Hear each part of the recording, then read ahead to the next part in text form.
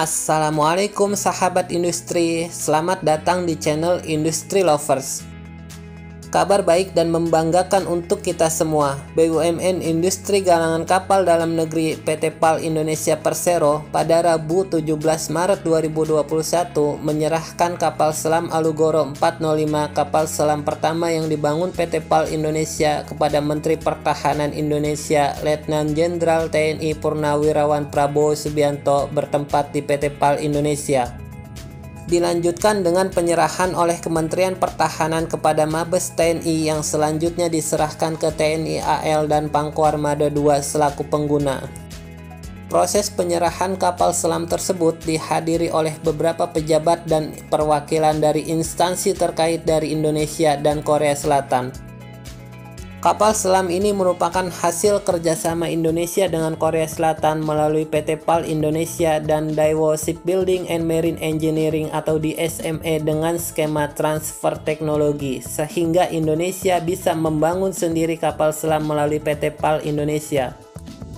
Kapal selam Alugoro 405 merupakan bagian dari kontrak pengadaan 3 kapal selam Changbogo Class dari Korea Selatan yang ditandatangani pada bulan Desember tahun 2011.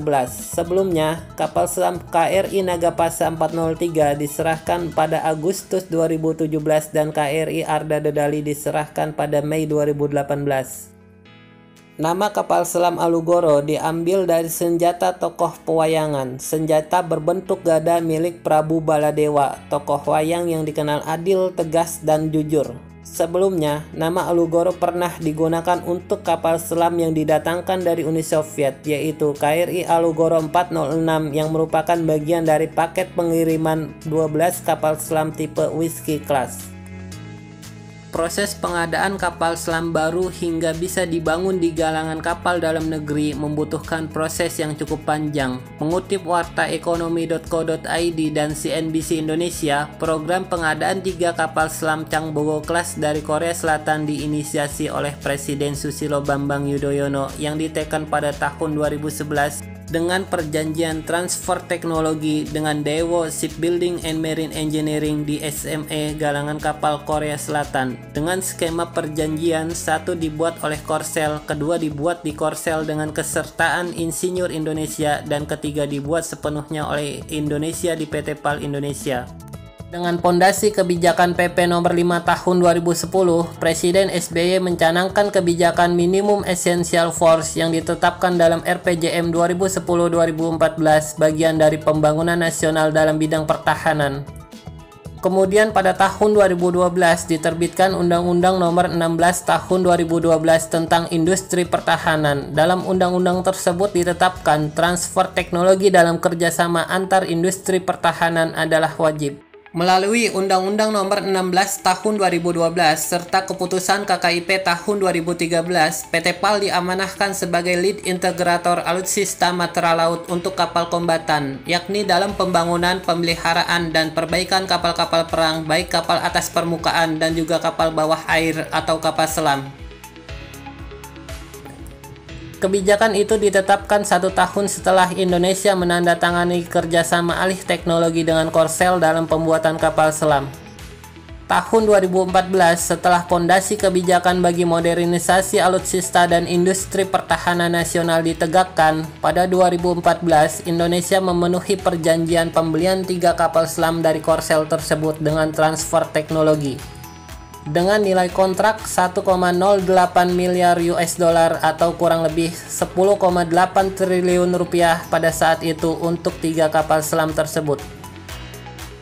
Untuk bisa melakukan transfer teknologi dan membangun kapal selam secara mandiri di dalam negeri, pemerintah memberikan suntikan dana melalui penyertaan modal negara atau PMN sebesar 1,5 triliun rupiah dalam RAPBN tahun 2015 dari 2,5 triliun rupiah yang diajukan oleh PT PAL Indonesia. Dana tersebut diberikan kepada PT PAL untuk membangun infrastruktur atau fasilitas kapal selam atau submarine building facilities. Groundbreaking pembangunan fasilitas kapal selam atau Faskasel dilakukan pada 6 April 2015 di PT PAL Indonesia. PT PAL bekerja sama dengan BUMN Konstruksi PT Waskita Karya untuk membangun gedung Faskasel tersebut. Sedangkan alat-alat untuk produksi dan maintenance, repair, dan overhaul kapal selam didatangkan dari Jerman dan Korea Selatan. Mengutip keterangan Kepala Departemen Dukungan Produksi Divisi Kapal Selam PT PAL Indonesia, Iketut Dharma Sasmita, periode pembangunan fasilitas kapal selam dilakukan pada tahun 2016-2017 dan rampung pada akhir Februari 2017. Dibangun di atas tanah seluas 207 x 230 meter, fasilitas kapal selam PT PAL terdiri dari 3 gedung utama, yaitu PHPL Shop di sebelah timur, Final Assembly Shop dan Erection Shop di bagian tengah, dan SIU Shop di sebelah barat. Dengan fasilitas tersebut, Faskasel sanggup menjalankan produksi dan kegiatan maintenance, repair, dan overhaul kapal selam paralel sebanyak 4 kapal selam. Fasilitas kapal selam PT PAL Indonesia adalah satu-satunya fasilitas kapal selam di Asia Tenggara yang mampu melaksanakan kegiatan produksi kapal selam dan juga kegiatan maintenance, repair, dan overhaul kapal selam. Faskasel ini ditujukan untuk memenuhi target pembuatan sebanyak 12 kapal selam secara mandiri untuk memenuhi kebutuhan minimal 12 kapal selam TNI AL dan juga pembuatan selanjutnya.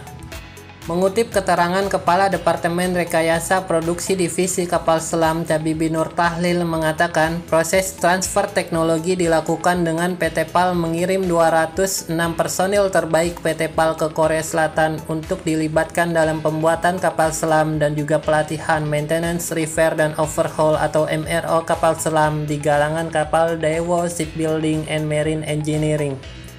Kementerian Pertahanan juga menyewa konsultan untuk mengawal proses alih teknologi dan juga proses pembangunan kapal selam ketiga Alugoro 405 maupun MRO KRI Cakra 401.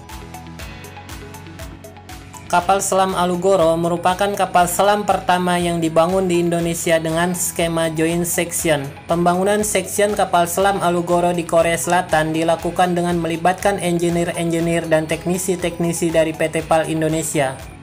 Dikutip dari CNBC Indonesia, PLT Kadub Humas PT PAL Indonesia, Utario Esna Putra mengatakan, pembangunan section kapal selam di Korea Selatan melibatkan lebih dari 100 engineer dan teknisi dari PT PAL.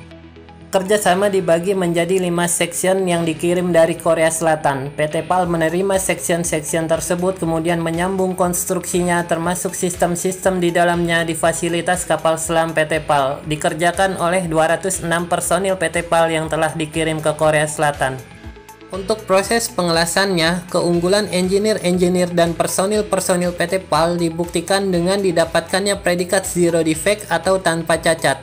Predikat zero defect diakui langsung oleh tim dari DSME Korea Selatan dan lembaga penguji di Jerman.